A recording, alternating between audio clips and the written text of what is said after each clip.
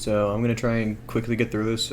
First off, I'm gonna try and mix in a little bit of some different types of games. I've got an art clip set up. It's getting made. It's going to be on my channel. I know some of you guys don't want that. Sorry, you can just skip it. It shouldn't interrupt most of the normal stuff. Like, it's just going to be there to supplement it more than anything. So don't worry about it. It's not going to get rid of anything. It's just there, so if anybody wants to see that, and I can actually use some of the games I play.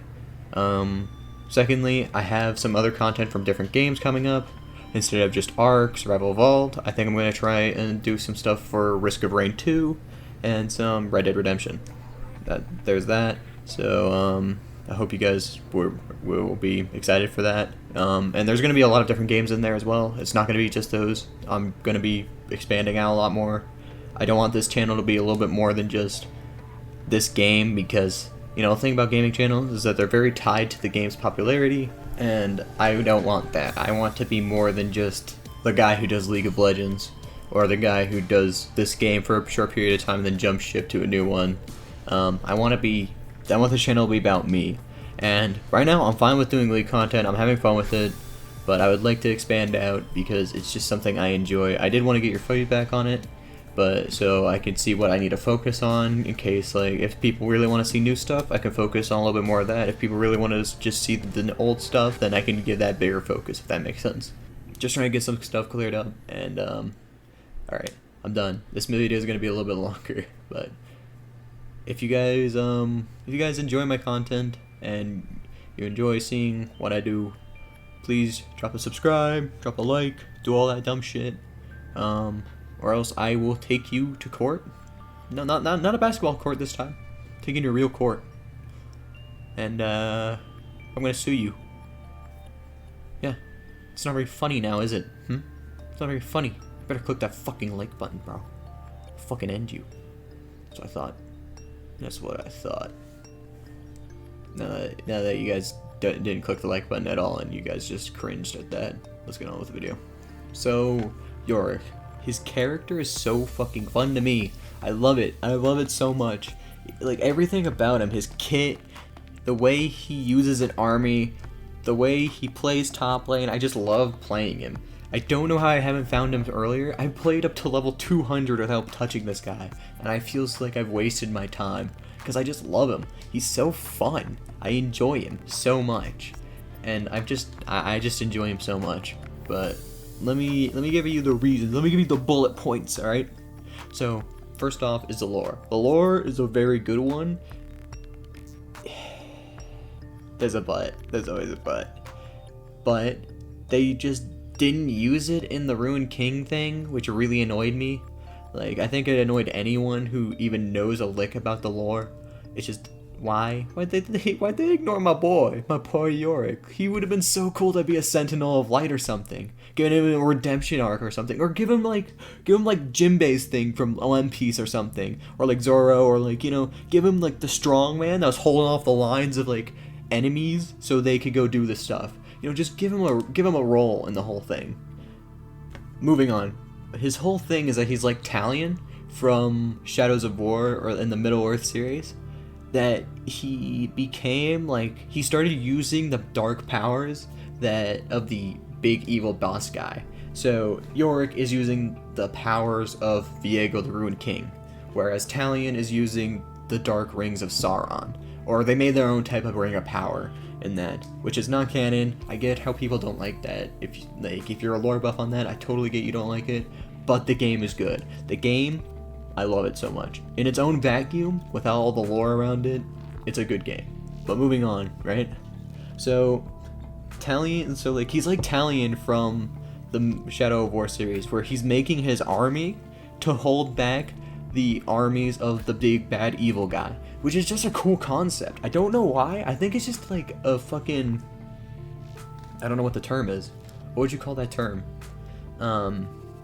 Like instead of a pet peeve, it's just like, I don't know, it's just a favorite of mine, I guess.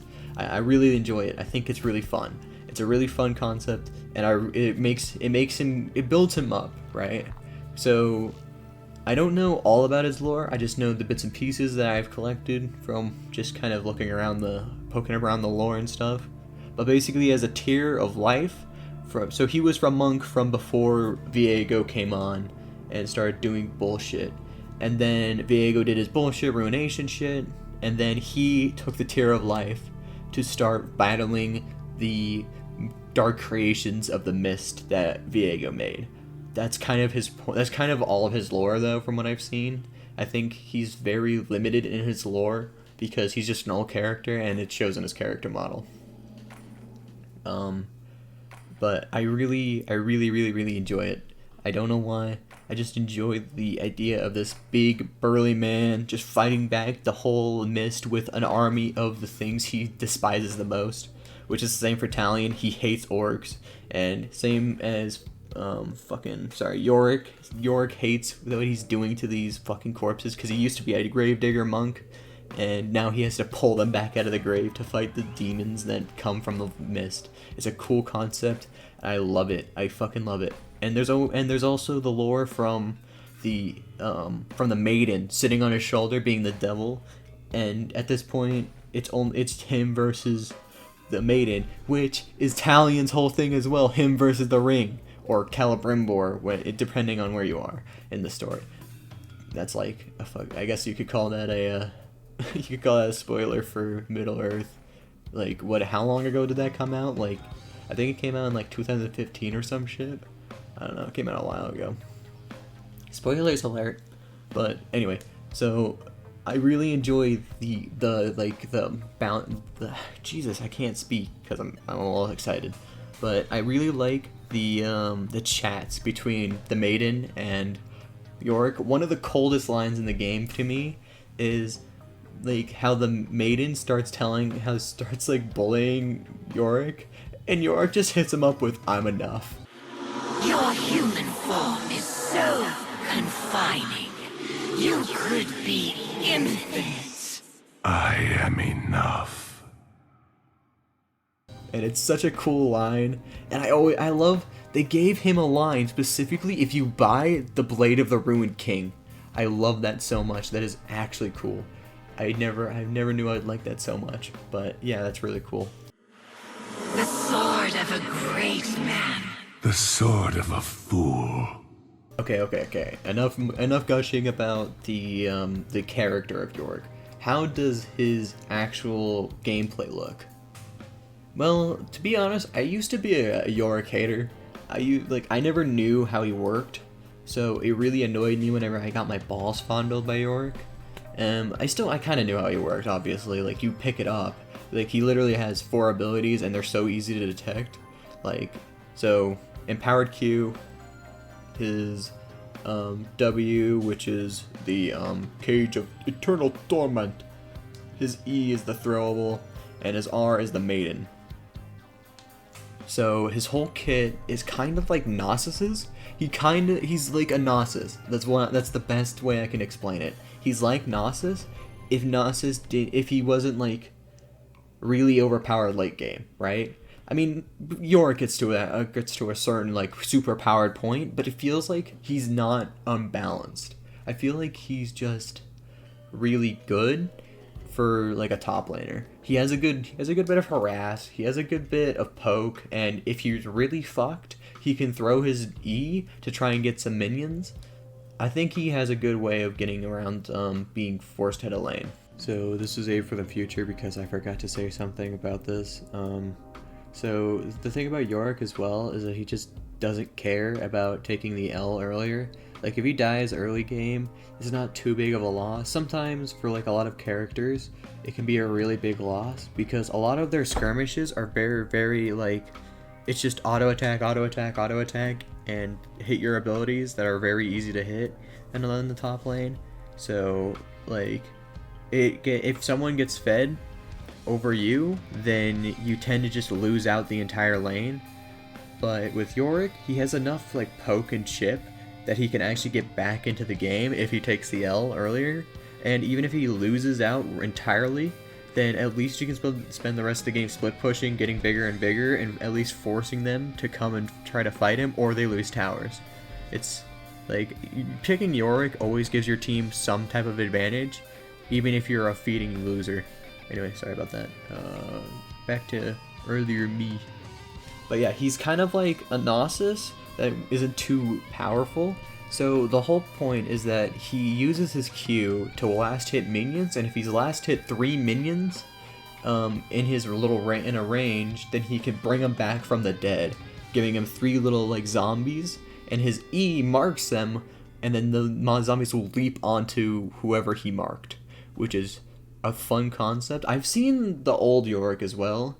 I should have mentioned that, but I've seen the old Yorick. He seemed fun and all, but it seemed like a lot of people did not like it. But I think this Yorick's a lot better in terms of balance. I'm not sure though. I still haven't played him too much. He's brand new. I'm doing this just to gush about my favorite character right now. So eat my balls. Anyway, so he also has so the idea, right, is that he's going to queue a few minions to get his stacks up, and then he's going to use his W to trap you in the cage, and then throw the E. The E will also raise minions around it to send so you can send like 1 minion to harass if you want. But it doesn't really work very well. You should probably do the 3 minions because they do a lot more damage. But yeah, he's just insanely fun to play. And you can get up to 4 minions as well. I forgot to say that. You can get up to 4. And then you can have your maiden, which is your R, which is I'm gonna hard push the entire game, is basically what you're saying when you bring up your maiden, or you're about to engage after you get them in the W. So either or, you're about to hard push really fucking hard and take their tower away from them. So Yorick, after he pops his R, summons the maiden, which is like this like ghost figure that is like the evil that wants to make him like Viego's fucking bitch, whatever. So it will also target stuff that he uses his E on, but he can also recast it to send it to a lane, which I haven't figured out a good way of using yet. Maybe that's just me, but I like to keep it on me whenever I'm doing anything else. And if I'm in the jungle, I'm gonna need that extra damage from the maiden, so I might as well just not do that. Maybe you can send it in first, I guess. I don't get it. Maybe people can tell me in the comments how that works, or I might have something on the screen here to tell me to say I'm an idiot now. But once you cast the maiden, any minion she is targeting will also, even if they die to anything at all, normally you have to queue them and then get 3 of the graves and then pull them up with your Q. But now, if she's targeting any of them and they die, they instantly bring up a zombie. You don't have to do the Q thing. They're just up. They're not a grave. They're a zombie, which makes it insanely overpowered for pushing. He is one of the best split pushers in the entire game, probably right behind Alawi, and that's just because Alawi is really strong with split pushing, because she's just built like she's built like a tank and also like a Jhin. Like she's just built different. But like he's like the second biggest split pusher in the entire game. But he's also like a really good team fighter. Like, people don't do this enough with him, but you can group up with Yorick. Don't be afraid to group up with your team as Yorick. Like, cause I mean, if you build Hullbreaker, right, then maybe it's best to just split push the whole game, but I think you should build Blade of the Ruined King instead of that, and then you can get extra lifesteal from being with your team. I mean, and like, to be honest, I've done this in only like normal draft games, so take it with a hint of salt. I'm not the best Yorick player. Take it with a hint of salt. But you can play with your team very well, and you have the ability to hold someone still. You have the ability to slow them down, and you have the ability to beat the shit out of them and take a ton of damage. You are a giant tank and a giant front line for your team. You just gotta group up with them. Just group up with your team, please. Group up with them for me. Let your team have a fucking front line. Be their shield. But I think grouping up with your team is a better idea than split pushing the whole game. Just know when to group up with your team, because they're in some of these clips. I shouldn't have rotated at all and just farmed, but you know, I'm quick to rotate with for my team. But other than that, I think I got everything I wanted to say out here. I really enjoy Yorick. I really enjoy all the characters I put a video on, and expect an ARC video sometime soon. Alright, have a great day.